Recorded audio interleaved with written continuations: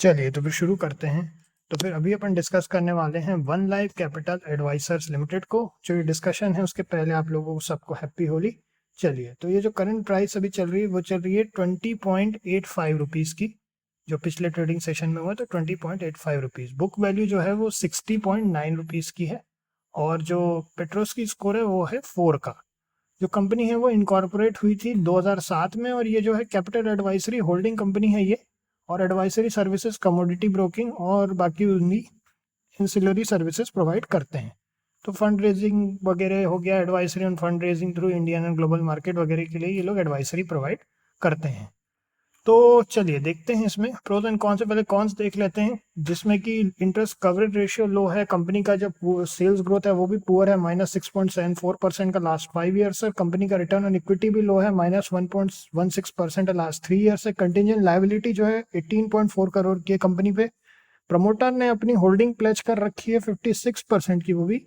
Company का जो debtor days है वो भी हाई है, 406 डेज। और प्रमोटर होल्डिंग भी डिक्रीज हो गई है 3 साल से, -22.5% से, वो भी। और अगर प्रोज की बात करें तो कंपनी का जो स्टॉक है वो 0.34 टाइम्स चल रहा है उसकी बुक वैल्यू से।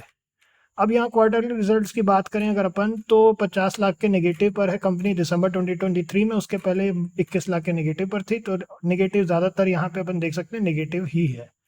अब पीएनएल की बात करें अगर ईयरली बेसिस पर, तो ईयरली बेसिस पे 2.48 करोड़ का यहाँ नेगेटिव है। उसके पहले 40 लाख का नेगेटिव था। तो लगातार यहाँ पे भी अपने को नेगेटिव देखने को मिल रहा है। अब यहाँ पे अगर अपन शेयर होल्डिंग पर पहले अपन कैश फ्लो देख लेते हैं, तो कैश फ्लो यहाँ पॉजिटिव है, 3.05 करोड़ का कैश फ्लो पॉजिटिव है। सबसे ज़्यादा positive cash flow operating activity से और सबसे ज़्यादा negative cash flow investing activity से है, 12.20 करोड़ का। अब चलिए यहाँ इंपॉर्टेंट चीज शेयर होल्डिंग पैटर्न। 52.10% का जो है यहाँ पे अपने को दिख रहा है कि प्रमोटर होल्डिंग है, जिसको कम किया जैसा कि अपन ने पहले पढ़ा। 74.55% था मार्च 2021 में, उसके बाद कम होकर के अब 52.10 हो चुका है। जो कि इनका पिछले 3 साल से वैसे का वैसा ही है। 3 साल तो नहीं, 2 साल से 22 एंड 23 का। तो वही है, डीआईएस की कोई होल्डिंग नहीं है। और पब्लिक की जो होल्डिंग है वो है 47.91%।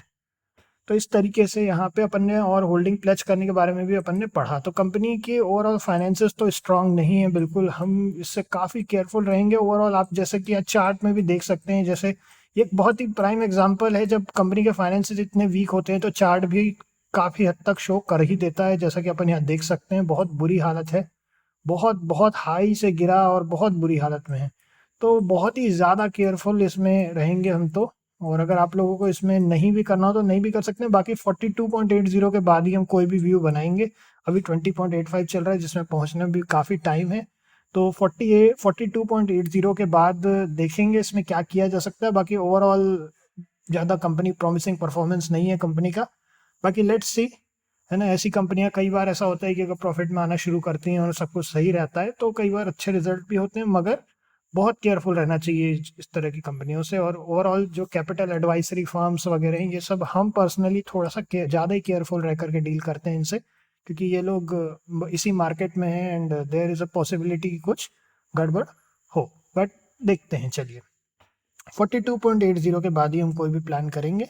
और अभी तो इसमें इतना ही है, फिर नेक्स्ट मिलते हैं आप लोगों से। ओके।